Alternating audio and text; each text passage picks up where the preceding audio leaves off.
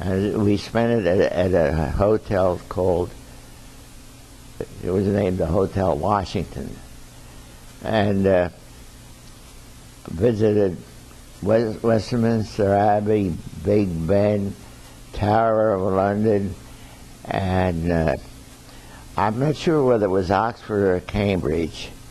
We visited those places. That's different. Buckingham Palace, I saw that. Thames River.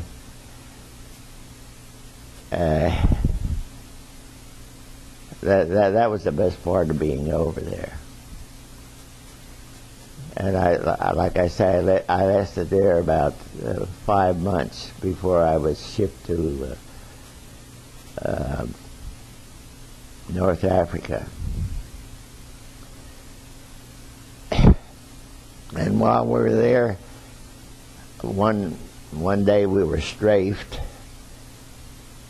Everybody's looking at the plane coming in the distance.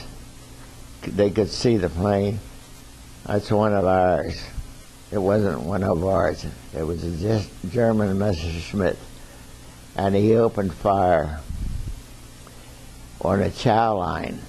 Everybody scattered. Nobody got hurt. Everybody was lucky.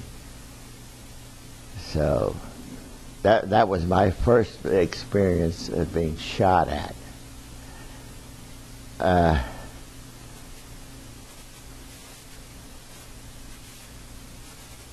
And I can't tell you too much about England, because other than being there,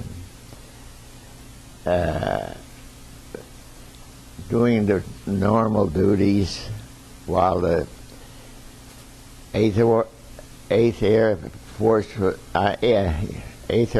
Force was being formed,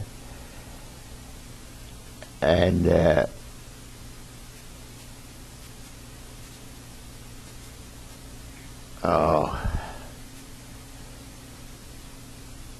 course, doing the postal work for the outfit, and I think we had about 4,000 men in a group at that time, so it was quite a job.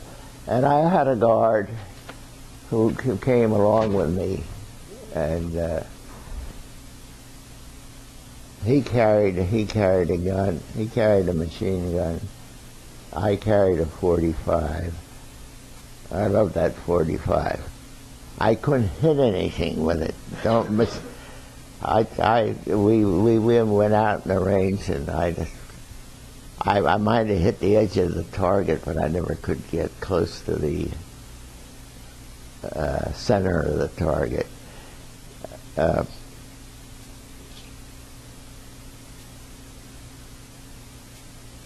From there, like I said, we were shipped to Africa, and one of the things I remember, we were on a boat.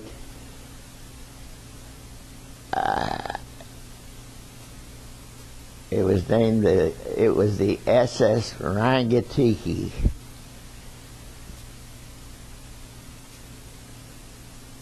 And we were while we were at sea, we were guarded by a convoy, and I know that the U.S. Pennsylvania was a battleship that was with us, and of course they had cruisers, and they had sonar was new at the time.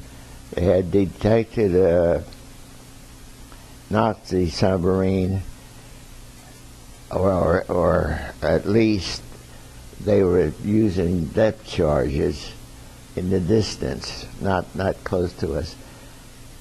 And there was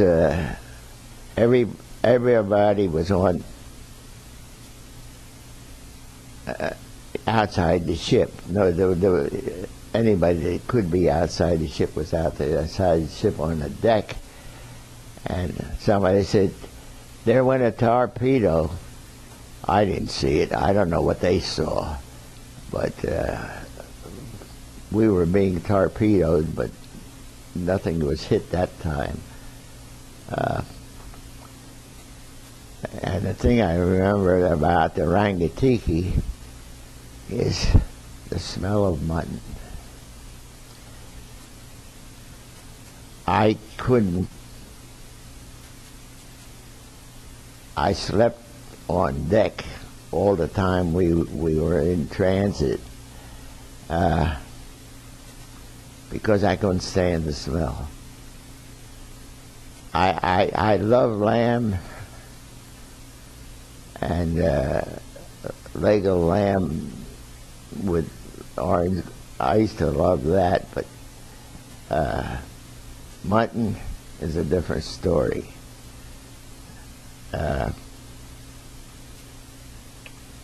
Then when we reached our destination in Oran, we were marched about 10 miles to a place called Nouvion, which used to be an old French Foreign Legion outpost. And I don't know how much time we spent there, but it wasn't too long. Then we moved to another place where the engineers came in and built the air base, and then we started getting B-17s in, and then they would go on bombing runs, and we'd watch them go out, because everything stopped when the planes were taking off, and everything stopped completely when they came back, because they were counting the number of planes to come back, how shot up they were, and they were shot up. I don't know how some of them made it. One of the most remarkable things to me was, at that time, let me put it this way, was that one plane was coming in on 2 motors. They all had 4 motors, and the third motor was coming out and then landing, and we expected a big crash. But the pilot was magnificent. He put it down the way he should, correctly. Nobody got it. They were injured aboard. They were always injured aboard those planes. And they were dead, also the dead. And everybody counted with what you would. There were numbers on the planes, and they were looking for this plane or for that plane and that. A lot of times there would be 2 or 3 missing all the time. We would always be losing planes.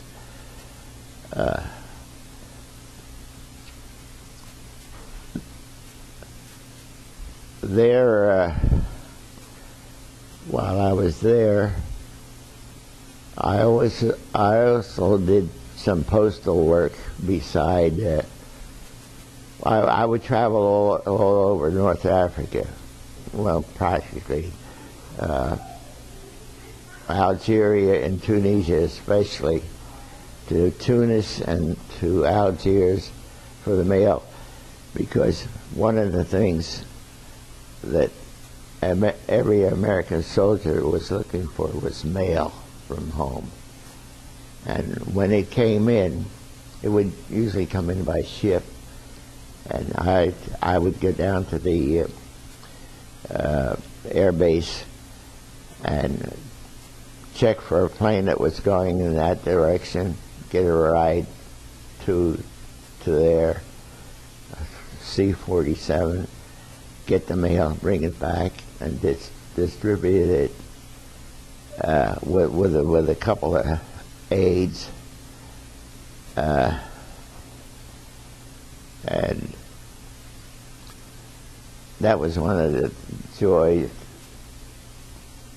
of any GI at that time.